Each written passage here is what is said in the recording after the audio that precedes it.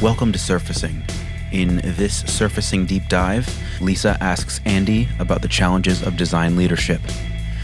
Andy talks about ways to support design team members and the role of constraints in keeping the team focused on creating relevant experiences. Andy also reveals what it feels like to work in an organization that honors inclusion and diversity. Finally, Lisa asks Andy what leaders look for when searching for vendor partners to support a large and evolving team.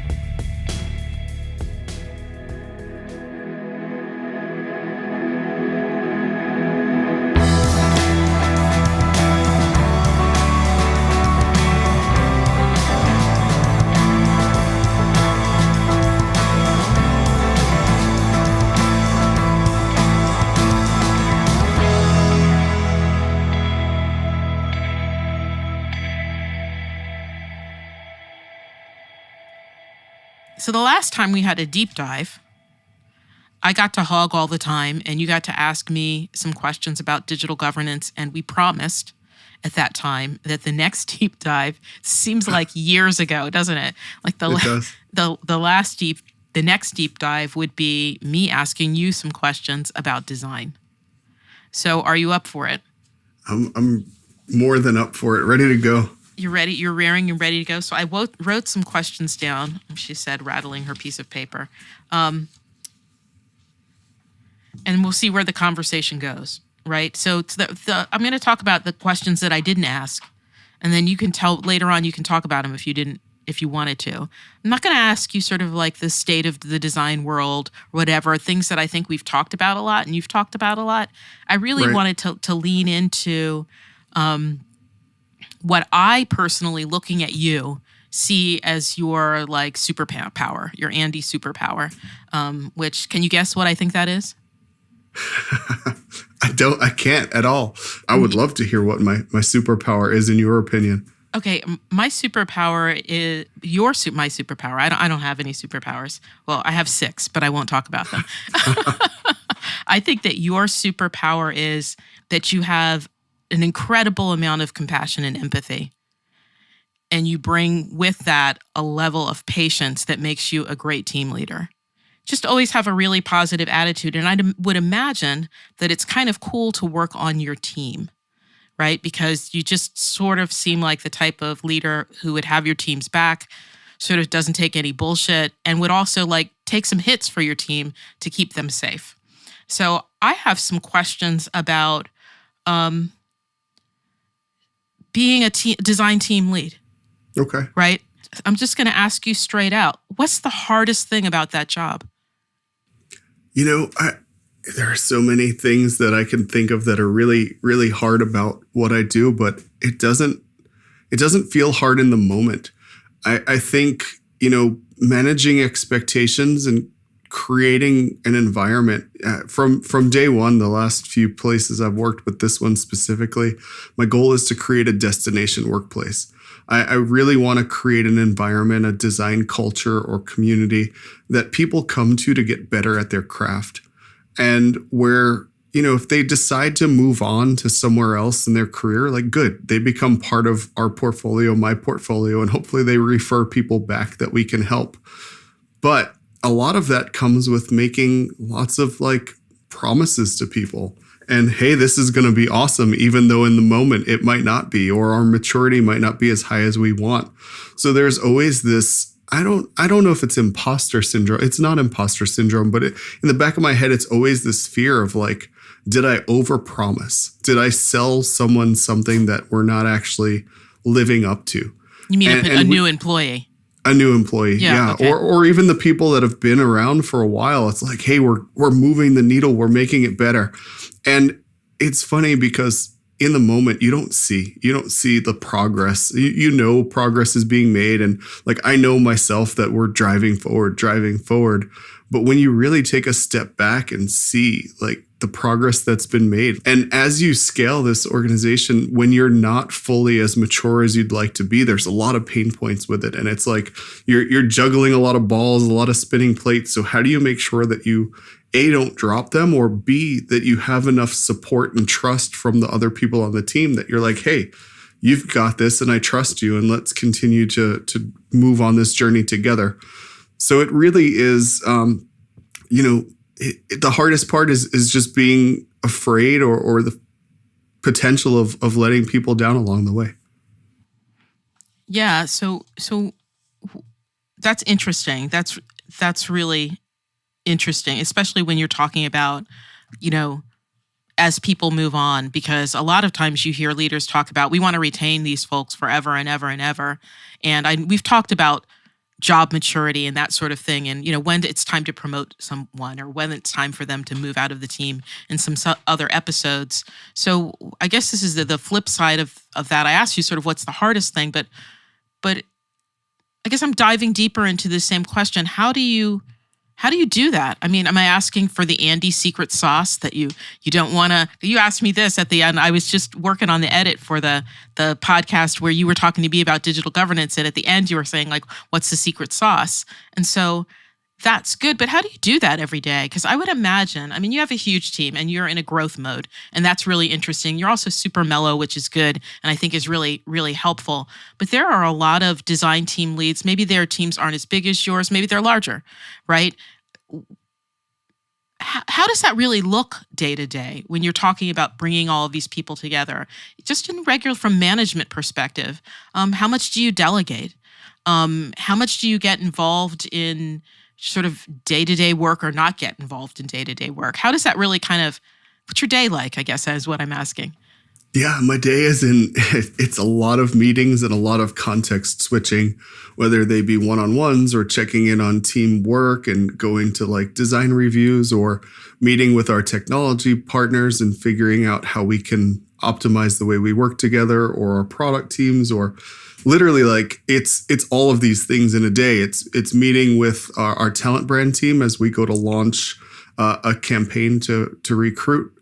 It's meeting with like our HR, we call them the pulse, but meeting with our teams that work on job descriptions and core competencies so we can measure how the team performs or have people understand what's expected of them in their role. It's a lot of like driving design forward and design heavy conversations, but at an organizational level more so than the team level. I've got, directors and senior directors and VPs that are a little bit closer to the team level, but I'm in team reviews. We have meetings with the team a lot. It's a lot of clear communication and updating and just sharing our progress to ourselves and outside of our teams, just so we're all kind of aware of what's happening. Man, but the secret sauce is I think my secret sauce is my ability to I hear you're saying no to some of these things I'm asking for. And I just keep moving though. Even no doesn't land with me. It's not that I don't hear the no. And sometimes no is no, but it's this seeking to understand. Help me understand the no. Let me explain this point of view. Let me explain why this is important. Let me explain why it works. And if it's still no, then fine. I'm in an organization now that's really, really supportive of all the things that I want to do. And I haven't had that opportunity in other places. So it's just a mix of timing plus the organization's ready for it. And I guess I'm saying a lot of the right things that make sense to a lot of people. But other than that, it's a lot of things happening all at once. And it's just every day, look at the list, prioritize what's important, knock out what you can, and definitely rely on a strong team, a strong leadership team for sure. One of the things we brought in was design operations. And I know we talked a lot about what that is and what that means. That's one of my questions. Perfect. We're focused right now in our design organization on research. Is one of our 5 pillars. Our second pillar is product design. It's the design that goes into all of our products, and there's a lot of them. Our third pillar is digital brand. So how we translate the brand to our digital products, voice and tone and things like that. The fourth pillar is what I'm calling today design innovation. It's supporting our accelerator studio. Then at the same time, It's supporting our emerging practices. So service design, conversational design, eventually strategic foresight, design thinking facilitation. It's where we expand design thinking through the organization. The fifth pillar is actually design operations, where inside of that, we'll have some design program management, and we're also going to have research operations. And then the final piece, at least that will land there now, is design communications. So that is a role that I'm super interested in. We're looking for an intern right now, actually, to come in and help us as we launch a blog, some of our social media sites, and figure out a regular cadence of communication of what we're doing as a design organization to the right audience throughout the organization. That's kind of cool. So my last question about you and your job, and then I'm going to ask you some more sort of philosophical design-related questions. Do you miss designing? I feel like I design every day. Yeah. If I'm not designing an actual thing, which, hey, every now and then I get to work on some stuff. I get to make a graphic for social media or even for our podcast or something like that. Like, I get to do a little bit of what you would consider hands-on designing. Yeah. But now I'm designing an organization and strategies, and I don't feel like I'm not designing. I feel like I'm influencing a lot of things through design and through the lens of design. So it's really, it's helping me. Like, that's what I love to do. I'm really good at seeing, my boss, we don't call them bosses here. We call them leaders. My leader calls it this organizational agility that I have, that I can see like bumps in the road or potential hiccups that are far out and figure out how to plan as we get up to them. And to me, like, that is the true definition of like leveraging design to solve large problems in a company. Yeah. That's something that probably you and I have in common, which is just being able to see that range, being able to see that causal chain, right? If you do this and the dominoes, they're going to fall this way, and 2 years from now, this is going to happen. So let's not do that, or let's plan for that to happen, or let's, find a way around it. So that's kind of cool. So I have a question that's sort of at the intersection of what I do and what you do, right? So I'm always talking about policies and standards. We did the whole thing on digital governance with me, and I know I've indoctrinated you into the governance world, and I'm a little bit upset that on the long list of things you just listed, you never said the G word. There's a reason for that, No, actually. I don't want to hear it. That was it. It does live in two areas that are deeper in those pillars, on the brand side and on the operations side. But right now, our organization is like most do, going through a series of changes that we've already started to go through. So governance for people who are new at some of what we do is a little bit of a scary word. It is. And it really is. It's sad, but anyhow, I'll brush that aside under the carpet. We'll swing back around on that one later on. But thinking about governance, right? And thinking about, and I'm going to say the C word, which nobody likes, which are constraints, right? So I think governance gets a bad rap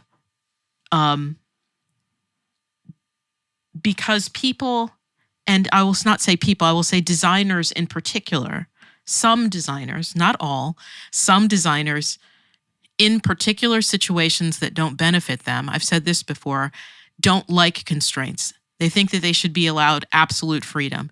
And I believe that for every design process, no matter what you're building, there's always a period when you're just wide open, right? You're just considering all of the options, right? But for most teams working in digital spaces, that wide open place for a lot of the work that they do, not all of it, a lot of it has passed.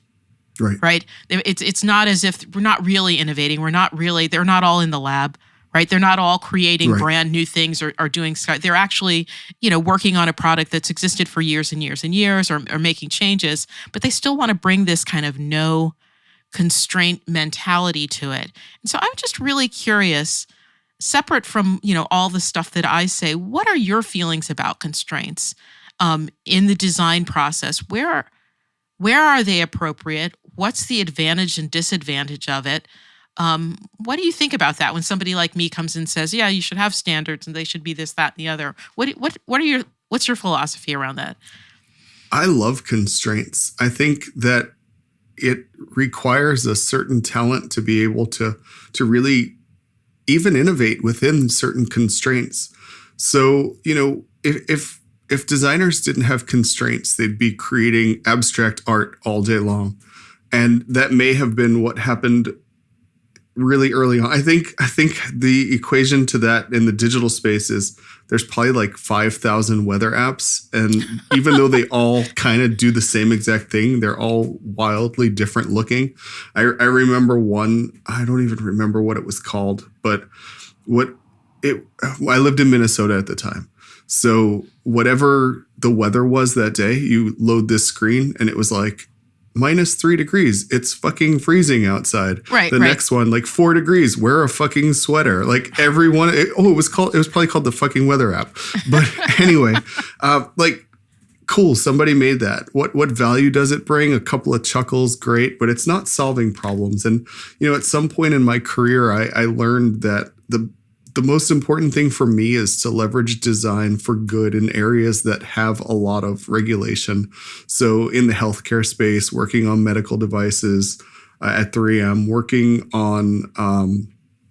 got to work on enterprise healthcare software, which was like $800 million of the company's business, and how doctors can communicate with CDI specialists who are nurses that are monitoring the patients for quality of care, yet the hospital wants to get a bill out the door. How do you make this process pretty seamless and quick and allow that communication? And then working on population health care software and creating algorithms to identify excess expenditures or improper quality of care at hospitals, which was like, it showed billions of dollars in potential cost savings in the first 10 hospitals. And to me, like, the quality of care part was more important than the hospitals like efficiently making money. Then going into banking and getting to stand up new practices in banking, and now getting to build a team that's focused on mortgages, but it's not just mortgages. It's all sorts of financial loans. And to me, these are important and complex and moments in people's lives where they're not really confident in their decision making, or the system can't, like the thing that we're building, the product, the platform, it can't fail. It can't let these people down. Because at some point their lives are on the line, and really heavy financial implications. So like, I take that so seriously, and the constraints that we have allow us to make sure that we're not causing, back to how we originally talked, how we're not causing harm to anyone in this process. Yeah, I mean, constraints are really interesting, and maybe that we should find someone to talk to this about on the podcast. Because for me, a more positive way of looking at a constraint is it means that you have a very specific goal. Right. Right? And the constraints are just removing from the equation all of the things that aren't going to allow you to hit that target. Right. Right? And so if you are creating abstract art, maybe that's a problem, right? But most of the time, that's not what we're doing. Most of the time and I think there's a relationship between people's lack of desire for constraint and the fact that a lot of organizations don't have a clear and consistent strategy. They're really just making shit up as they go along. And particularly in this first 30-year wave of the commercial web, a lot of that stuff hit the wall and stuck because it was going to, right? I mean, yes, there are some very brilliant people in this process, don't get me wrong, but I'm also just saying at the beginning of a new technology like this, there's tremendous opportunity, right? And so if you can gin something up well enough and run hard enough and be consistent and stay in the game, there's a high probability that you can be successful. And there are people who fail as well. But I think, there's just all of this opportunity in that.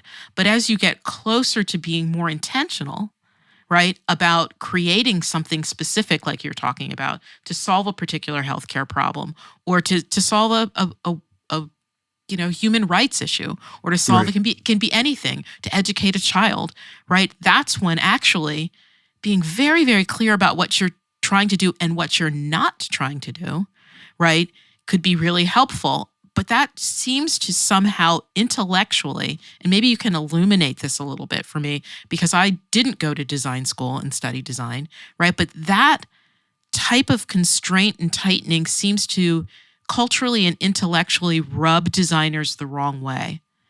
And I'm wondering why that's the case.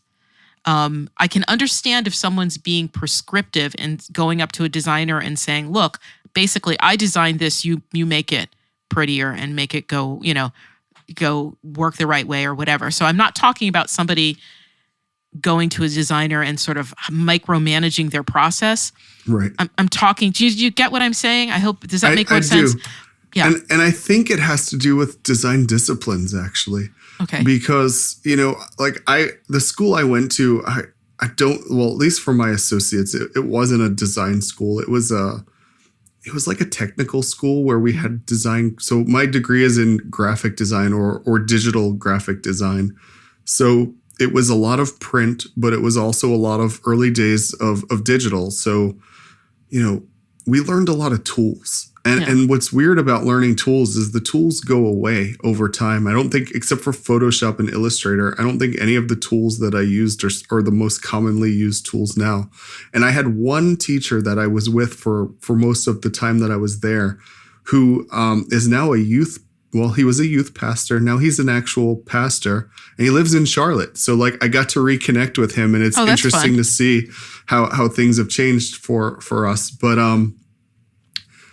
we didn't have a lot of time of like playing in school. It wasn't like our illustration class was like, yes, find something that you want to draw, create art, like do that.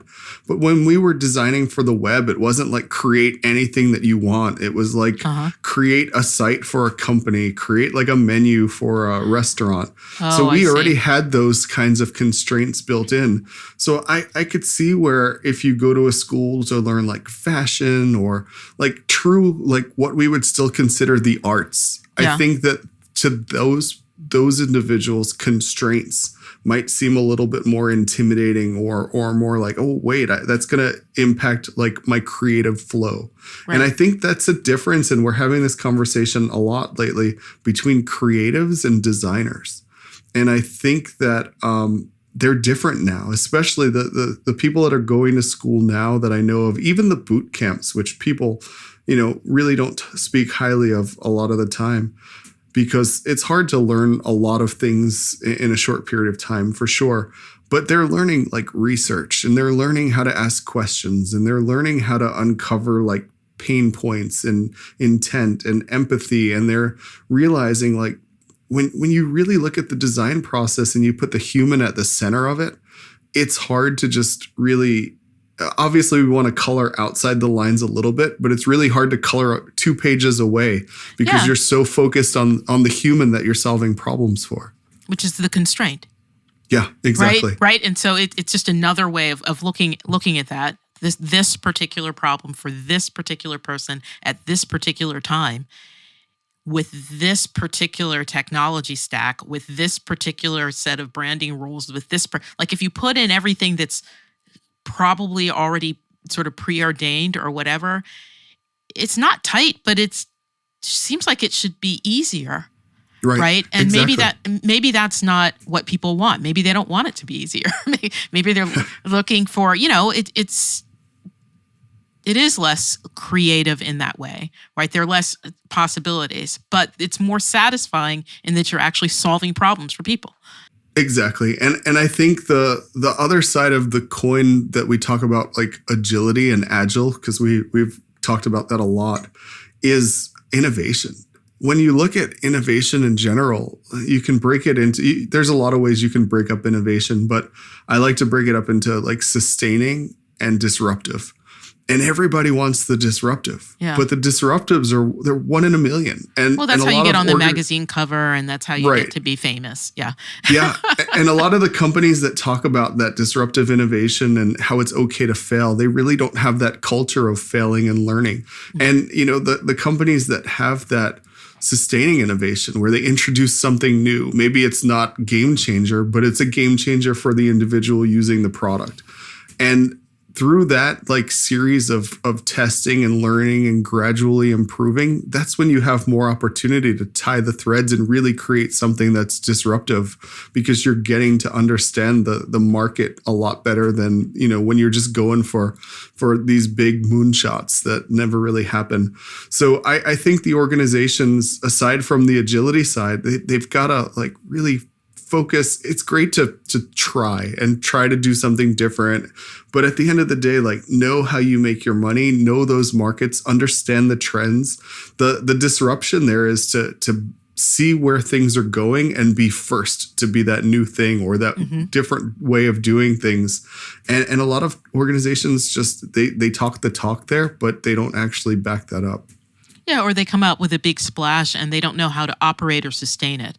Right. They don't know how to keep that experience or just make that little small and delightful tweak that is really satisfying, that just streamlines it a little bit more, makes me have to have, 3 less keystrokes, or, remembers me in a non-creepy ways that are really helpful. And so I think people really underestimate the value of that to a customer, because, the people who do get the press are the ones who are doing these kind of, things, these big splash things or whatever. So I've got one other question, and then you can tell me if there's anything else you want to talk about specifically that I wanted to ask you about.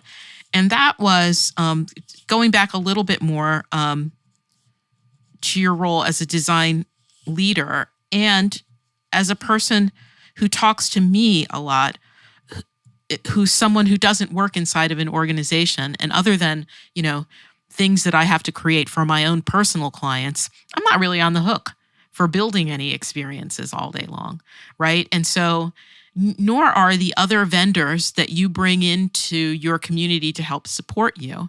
So, if I know from looking at our stats that we've got a number of different software vendors and design type vendor folks that listen to the podcast, what's some advice for them about what they can do, how they can be better to support a team that actually has to get work done? And in particular in this design front, because just from on this side, when I'm working with clients, if I happen to be working with them at the same time that they're doing some sort of, let's say it's just an interface to a redesign, a website redesign, that's a really easy case or something like that. There's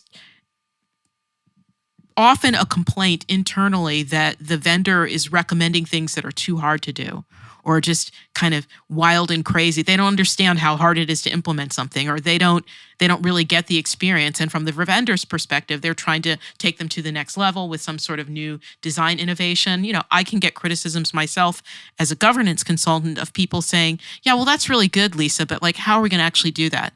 Yeah, we need these rules, and the team needs to be structured like that, but there's no way they're going to let us reorg, right? And so, most of the time that doesn't happen, but sometimes it does. I try to have already had those conversations with people before I come up with a recommendation, so I understand what their limits are, but sometimes I push them too far, right? And they're very, very frustrated. So when you're working with outside resources, whether or not they're software vendors or design support, whatever it is that you use, what's a way that they can be, or for looking at it from the other side, if you're listening and you're a leader, what should they be looking for, do you think, in those good types of partnerships? How does that relationship work? This is a great question. So,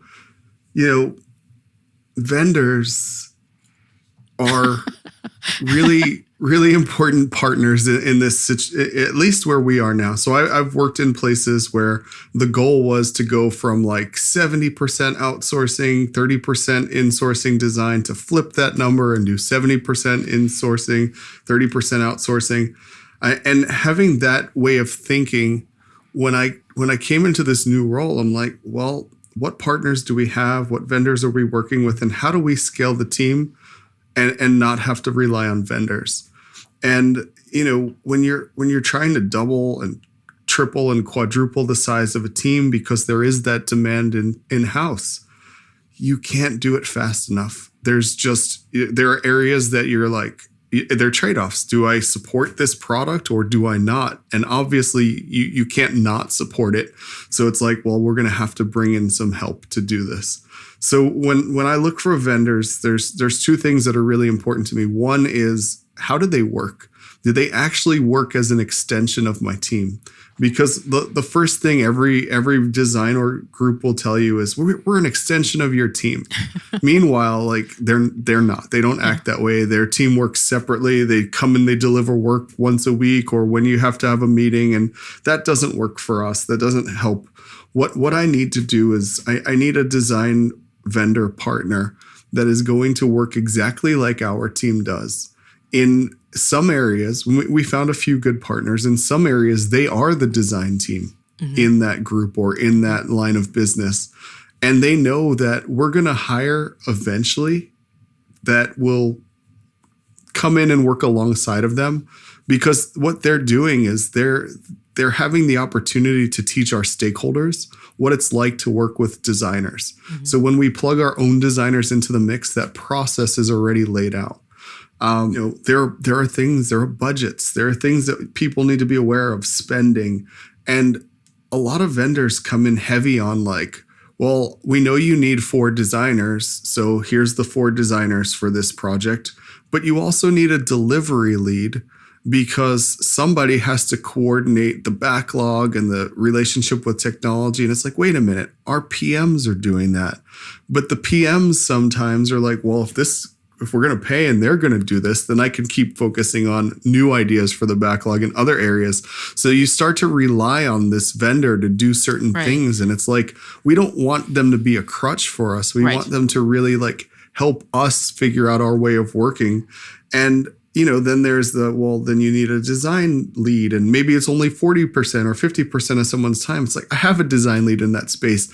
If your 3 or 4 vendor designers need your own design lead, then you're not really being a partner and working with our team. Right. So, it's really hard to find the right partners, but when you do, they look out for the success of a project. And, I got off of a call with one of our vendors last night, and they said, hey, in this particular instance, with the way your team is structured here and what you're asking us to deliver, we actually don't think it's going to be successful. So maybe it doesn't make sense for us to work on this project, or maybe there's another vendor that's better at this capability, or maybe we just stick around for a little while more, and as you bring people in, we'll move right off of it. So that honesty and not willing to just make a buck, it goes really far, because then they really become partners. And I like that. And the goal is, obviously as we scale, I don't know exactly how much we'll work with all of our vendors, but there will be strategic opportunities to leverage them and their expertise. And I'd rather know what that is than just like have them want to touch everything. Jack of all trades. Yeah, exactly. It's funny. I've just started a project with someone who I've been talking to for 3 years, and every time I talk to them, I was like, "You're not ready. You're not ready. Right. You're not ready. You're not ready. Go back and do this. You're not ready. Go back and do that." And they actually did, and they came back and they showed up ready. And I'm surprised that they come back. But there are, it's good for a vendor to know what they do and what they don't do.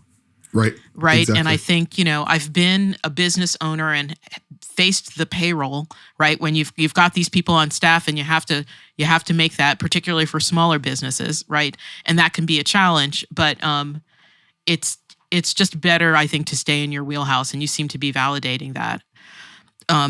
So those were the 3 big questions I had for you. What else do you think I should have asked you about?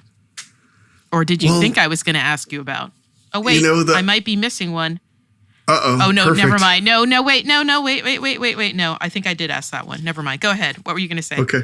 The one thing that I wrote down when we were talking before is you mentioned delight. And to me, the word delight is an interesting word, because that is the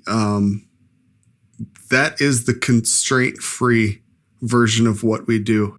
So if, the other thing that we hear about is like remove all of the friction. Yeah. I work in so you finance. can go faster to the wrong place. Yeah.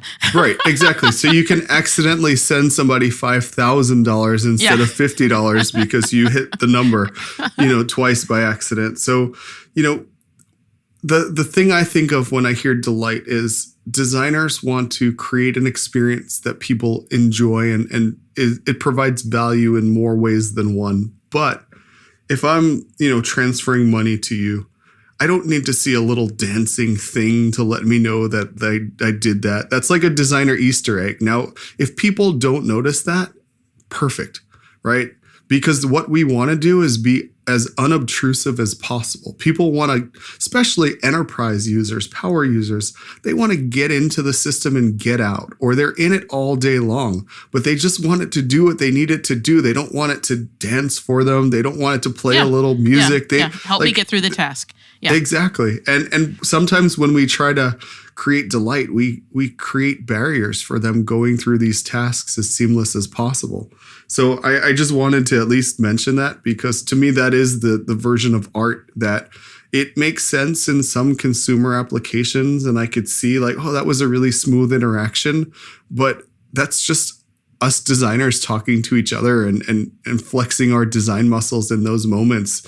They're not really making a big effect to the bottom line for the people that are using it. Yeah, I think what you just described is the thing maybe that we have the most in common in the work that we do, which you talking, if that's what you're talking about, or if one is talking about when one's talking about design, then when people say, yeah, Lisa, you're a designer, I would buy that. Because what you're talking, that experience that you're trying to create for a customer or a citizen or a consumer, or whatever, a user, I hate that word, for a user is the same experience that I'm trying to create for a team member. Right. In their experience of actually creating the online experience. How can going to work every day and being a digital maker be a good thing? How can it be easy? How can we get through our meetings without arguing about the same standard 8 times in a year? What do we need to put in place so that that's smooth, so that the people who are actually creating and designing these experiences feel good? Because I'm satisfied. Maybe this is a little touchy-feely, more touchy-feely than people would want in a business environment. Maybe not anymore. Maybe that's not true anymore, because I think companies are getting much more people-centered than they used to be. But it has got to be the case that if work is a better place to be, you're more likely to create safer, more compassionate experiences. You have more room in your head to create better types of things, or even if it's not better, more room in your head to do your job better, right? Even if it's just as simple as that. And so I think that's maybe all of that of what you're saying really resonated with me in terms of, the work that I'm trying to do in designing teams. Right. And governing structures. And it's really all of the things that you're saying are making me wonder why, people are so not all the time, but are so negative about governing, whether or not it's just the word, because everything that you described is really just a good team collaboration model with reasonable and necessary constraints, which is all that a governing framework is. And so it's really interesting. And all that ops is to support that, right? What do you need to have in place to support all of that? So I guess we're all talking about the same thing. Yeah. What's also interesting too, and it's in order to have a really healthy culture, people have to feel comfortable to bring their whole selves to work. People have to know that, their perspectives and their opinions are what, and the differences that they have are really what makes the team better. And, it's funny because I work for a company now that is really focusing a lot on that. And, we've been really celebrating, the differences of the team members. And for that, it's really paid off as Forbes recognized us for being the number 3 best employer for diversity and the number 5 Fortune 100 best company to work for, which is really exciting. throughout my career, I've worked at companies that weren't on these like best company to work for list. So now that I actually have the opportunity to, it's like, I really see it. It's a difference. It's a focus on the humans. So it's not fake. It's not fake. We actually, That's cool to know. we have these things called isms. They're like our organizational principles. And a few of them are so different than other places. One of them is called numbers and money don't lead, they follow. And it really is a belief of like, don't focus on the numbers, don't focus on the money, focus on doing the right thing, and the rest will come along with it. And the other one is about a penny saved is a penny. And don't try to like skimp on spending money, because what happens is it doesn't do well for anyone. Like focus on, again, what you need to get the job done to provide that value to the customers, and the cost will pay for itself. So let's not try to cut corners in order to do the right thing. Well, that's really good to hear, because I'm kind of cynical when I see those things. Top best anything or whatever. So it's interesting to hear from somebody who's worked in a lot of different companies say that they can actually feel the difference in those types of things. I mean, we've talked about, I guess we haven't really talked about that a lot as a topic. Hit the nail on the head. Maybe that's something we should take up at some point. I think when we first started working on the podcast, it was in the news so much, it seemed like, right. Why talk about that? But that's not simmered down as an issue in the workplace, but I think it's simmered down as an issue in the press. And so maybe it might be a good time to bring that on as a topic of some sort or another. But you've heard me talking to other women or people of color on the podcast about diversity and inclusion issues. And you and I have had a lot of conversations about how to keep this podcast inclusive. And right. It takes intent. Yeah. It takes intent, and it takes, we've had some conversations where, we don't like how we sound talking about people, this sort of objectifying, we're looking at a list of people and like looking at them and figuring out who they are in a very rich way, and figuring out how inclusive are we being or not inclusive, right. and are we being richly inclusive? And it's not always the most comfortable thing. And that's from somebody who, a lot of people would say, oh, she's a Black woman, she's probably completely happy, but I'm just a Black woman. I'm not everything else, right? So right. There's all kinds of other people with all kinds of other experience coming at that. So I think that's really, when I think about the design world, and when I say design, I mean very broadly, software design, data design, everything. I think that inclusiveness component is just so huge. It is, we won't get it right until we lick that, right? We can't build good products and services for all of humanity, any type of human systems, if we're not looking at all of humanity when we're building them. And that's challenging because of the control and political mechanisms and history, right? To get that right. So it's going to take tremendous intent. So that makes me feel good that you say that it actually, you can see the difference. Yeah. And I really think that companies are realizing that more and more, or at least trying to figure it out, because, the market, if you focus on one segment of the market, it's only so big. And the only way to grow is to really, figure out how to solve for everyone. And, that's hard to do, obviously, because, unless you focus on a lot of personalization and customization, which leads to its own sort of problems. But really, like, there are lots of opportunities if you just think about who you haven't really been including, and how you can grow your business by making sure that you're solving problems for them too. It's not like you've got to create a whole new product. It's like we've created products that just didn't work for certain people. Right. Like, why? And now if you can figure out how to make it work for everyone, you're opening yourself up to a lot more success. Yeah. I think I've made this comment before. I think this is a good one. I think we're at time. What do you think? Yeah, that sounds perfect to me. Sounds perfect. You're like, you're ready to stop talking. Yeah, or whatever. Well, it's late here. I've done it. I've recorded my first podcast in the Netherlands. So nice. It's awesome. We've got it done. But thanks a lot. It's good to see you. And I don't know what we're going to talk about in the next deep dive, but it'll be something.